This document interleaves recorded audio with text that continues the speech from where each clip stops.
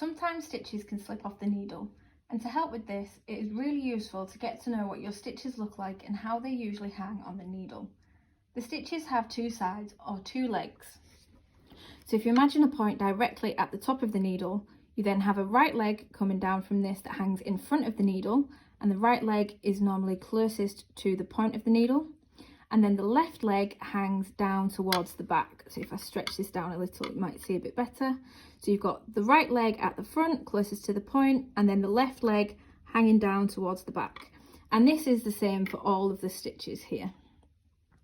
So if for any reason you have some stitches that have fallen off the needle, like so, if I just slip some off, I find it really important to try and keep your work as still as possible to try and keep these in place and prevent you from losing any. What I like to do is to try and pinch the work below the stitches that have fallen off to try and keep them in place. And now what we need to do is pick them up again using our left needle. So if you can, it can be useful to try and pick them up in that right orientation so that the right leg is at the front and the left leg is at the back. This can be a little tricky, but what I find helps is if you keep your stitch flat. You can see this is just the little loop at the top there. Keep the stitch flat, and then you want to pick it up in a way that you then go through and twist it slightly to the left, and you can see that the right leg is then at the front. The next stitch to pick up is now here. So I've let go of my stitches to try and help you see where they are, but then you want to again try and keep the stitch flat and then rotate it to the left to pick it up.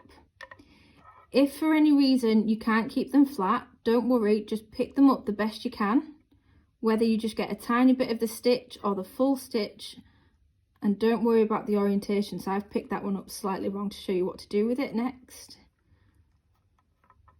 And then I've picked that one up as well. So I had dropped 4 stitches. We can see that I've now picked them up, and now we need to go in and double check. So we can see that this one has the right leg at the front. That's great. This one, I've only picked up some of the stitch. This one, the right leg is at the front, which is great, and so is that one. So 3 of them are correct, and this second one needs adjusting slightly.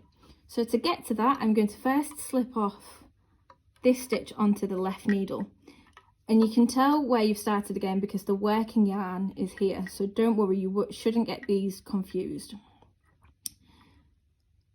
Now this is my next stitch, and you can see that I've only picked up some of it, so I'm going to try and pick up the full stitch.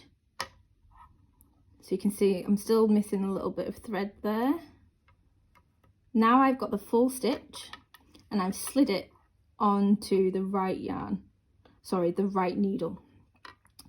However, you can see that the left leg is at the front and the right leg is at the back.